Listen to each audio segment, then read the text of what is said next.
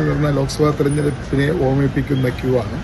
അതോടൊപ്പം തന്നെ ഈ അടുത്ത കാലത്ത് നടന്ന ലോക്കൽ ബോഡി ഇലക്ഷനിൽ ഇതുപോലെ വോട്ടർമാരുടെ നീണ്ട ക്യൂ ആണ് എല്ലായിടത്തും കണ്ടത്. അപ്പോൾ ഞങ്ങൾ അവകാശപ്പെട്ടു അത് UDF അനുകൂലമായ ഒരു ട്രെൻഡാണെന്ന് ഞങ്ങൾ പറഞ്ഞു. വോട്ടർമാരുടെ നിരയായുള്ള വരവും അവരുടെ നീണ്ട ക്യൂ ഒക്കെ കണ്ടപ്പോൾ തന്നെ ഞങ്ങൾ പ്രവചിച്ചു UDF അനുകൂലമായി തന്നെ ആയിരിക്കും വിധിയെഴുത്ത്. അത് സംഭവിക്കുകയും ചെയ്തു. അതുപോലെയാണ് ഇന്ന് നമ്മൾ പോളിംഗ് ബൂത്തുകൾ കാണുന്ന നീണ്ട നിര കാണുമ്പോൾ, വോട്ടർമാരുടെ നീണ്ട ക്യൂ കാണുമ്പോൾ വളരെ ആവേശത്തോടു കൂടിയാണ് അവർ വോട്ട് ചെയ്യാൻ വന്നിരിക്കുന്നത്.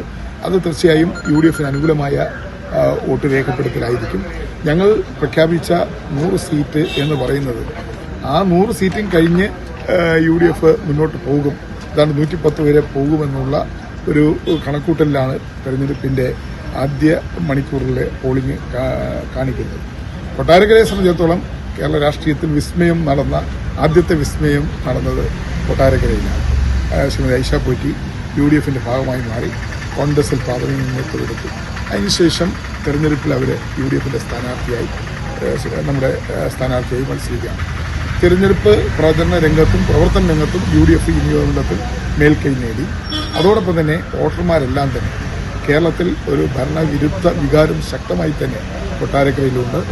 കേരളത്തിലെ UDFന്റെ ഗവൺമെന്റ് അധികാരത്തിൽ വരണമെന്ന് ആഗ്രഹിക്കുന്ന ജനങ്ങളാണ് മൊത്തത്തിലുള്ളത്. അതിൽ കൊട്ടാരക്കരയിൽ മത്സരിക്കുന്ന ധനകാര്യമന്ത്രിയാണ്. സ്വാഭാവികമായും അദ്ദേഹത്തിന്റെ കഴിഞ്ഞ 5 വർഷത്തെ ധനകാര്യ വകുപ്പ് മന്ത്രി എന്നതിലുള്ള പരാജയം ഇവിടെ ചർച്ച ചെയ്യപ്പെടും.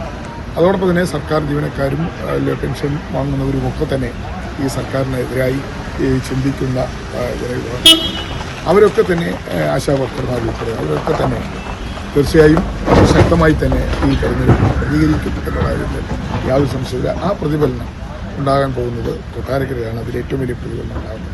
അതുകൊണ്ട് ഞങ്ങളെ സംബന്ധിച്ചിടത്തോളം ഞങ്ങൾക്ക് വലിയ പ്രതീക്ഷയാണുള്ളത്. വലിയ പ്രതീക്ഷ വെച്ചാൽ വലിയ ആത്മവിശ്വാസമാണുള്ളത്. എല്ലാ വിഭാഗത്തിൽപ്പെട്ട ആളുകളും ശ്രീമതി ഐഷ പോറ്റിക്ക് വോട്ട് ചെയ്യും. കാരണം അവർ 15 വർഷം MLA എന്ന നിലയിൽ ഈ മണ്ഡലത്തിൽ നടപ്പാക്കിയ വികസന പ്രവർത്തനങ്ങൾ, അതോടൊപ്പം സാധാരണക്കാർക്കൊപ്പം നിന്ന് ഒരു ജനപ്രതി, ആർക്കും എപ്പോഴും സമീപിക്കാവുന്ന ഒരു ജനപ്രതി, ആ രീതിയിലൊക്കെ തന്നെ ഈ മണ്ഡലത്തിൽ അവർ കാഴ്ചവെച്ച പ്രവർത്തനങ്ങളും അതുപോലെ തന്നെ ജനപ്രതി എന്ന നിലയിൽ അവരുടെ സ്വീകാര്യതയും ബഹുമാനപ്പെട്ട സ്ഥാനാർത്ഥി സ്വീകാര്യതയും ഒക്കെ തന്നെ കൊട്ടാരക്കരയിൽ UDFന് വിജയിക്കാൻ എളുപ്പമാണ്. UDFന് നല്ല ഭൂരിപക്ഷത്തിൽ ഇവിടെ ജയിക്കും.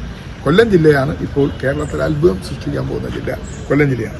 കഴിഞ്ഞ പ്രാവശ്യം ഞങ്ങൾക്ക് 2 സീറ്റാണ് ലഭിച്ചത്. അതിന് മുമ്പത്തെ തെരഞ്ഞെടുപ്പിൽ 2016 തെരഞ്ഞെടുപ്പിൽ ഞങ്ങൾക്ക് 1 സീറ്റ് ലഭിക്കാത്ത ജില്ലയാണ്. എന്നാൽ ഞങ്ങളിപ്പോൾ ഏതാണ്ട് 9 സീറ്റോ 7 സീറ്റോ ഉറപ്പായിട്ട് ജയിക്കും.